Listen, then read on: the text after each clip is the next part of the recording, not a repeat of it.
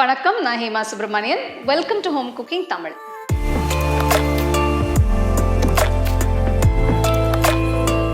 ஊறுகாய்னாலே நம்ம எல்லாருக்குமே ரொம்ப பிடிக்கும். இதில் ஒரு பர்டிகுலர் காய் நம்மளுக்கு த்ரூ அவுட் த இயர் கிடைக்கும். இது எலுமிச்சைப்பழம். இன்றைக்கி நம்ம வீட்லேயே நல்ல ஈஸியாக செய்யக்கூடிய எலுமிச்சை ஊறுகாய் எப்படி செய்யுதுன்னு பார்க்கலாம்.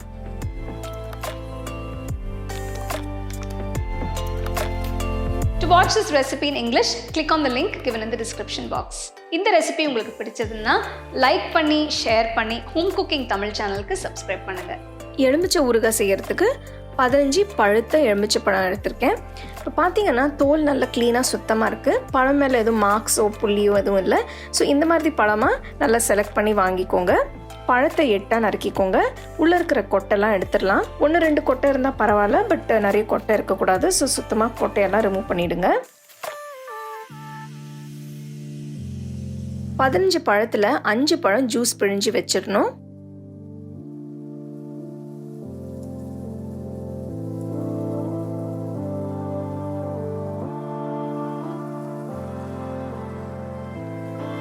ஜூஸை பிழிஞ்ச பிறகு இருக்கிற பீசஸை சின்ன துண்டுகளாக நறுக்கி மற்ற பீசஸோடு சேர்த்து வச்சுருங்க.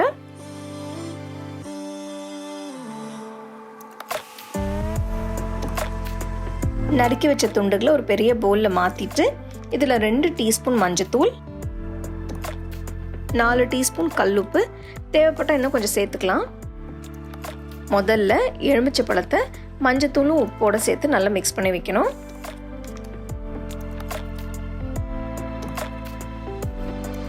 நல்லா மிக்ஸ் பண்ண பிறகு பிழிஞ்சு வச்ச லெமன் ஜூஸை ஊற்றி நல்லா மிக்ஸ் பண்ணணும்.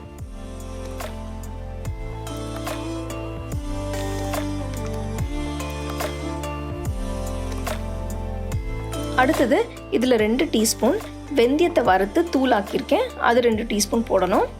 அடுத்தது இதில் 3 டேபிள் ஸ்பூன் மிளகாத்தூள் போட்டு நல்லா மிக்ஸ் பண்ணணும். ஊறுகாய் செய்யும்போது எப்போவுமே நல்ல குவாலிட்டியாக மிளகாத்தூள் வாங்கி யூஸ் பண்ணுங்கள், அப்போ தான் நல்லா டேஸ்ட்டாக இருக்கும். உங்களுக்கு காரம் இன்னும் கொஞ்சம் வேணும்னா இன்னும் கொஞ்சம் சேர்த்துக்கலாம்.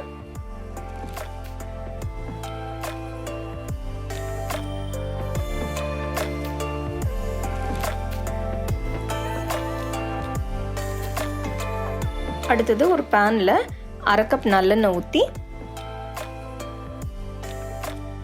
இதில் 1 டீஸ்பூன் கடுகு, 4-5 காஞ்ச மிளகாய் போட்டு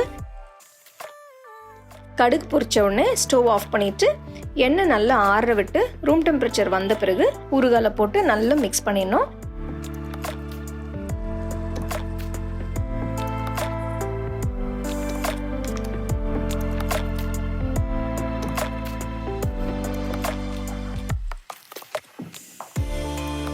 இப்போ பார்த்தீங்கன்னா ஊறுகாய் பாட்டிலில் வைக்கிறதுக்கு ரெடியாக இருக்குது.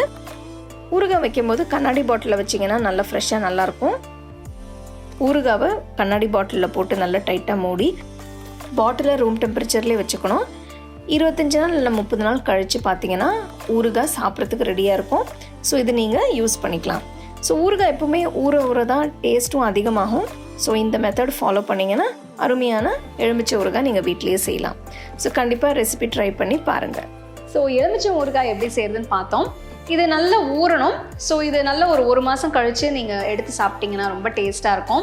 இது ஊற தான் இதோட டேஸ்ட்டும் ஃப்ளேவரும் நல்லா இன்க்ரீஸ் ஆகும். ஸோ இந்த ரெசிபி நீங்கள் ட்ரை பண்ணி பாருங்கள். You can get a copy of our first edition of the home cooking book on 21 Flame.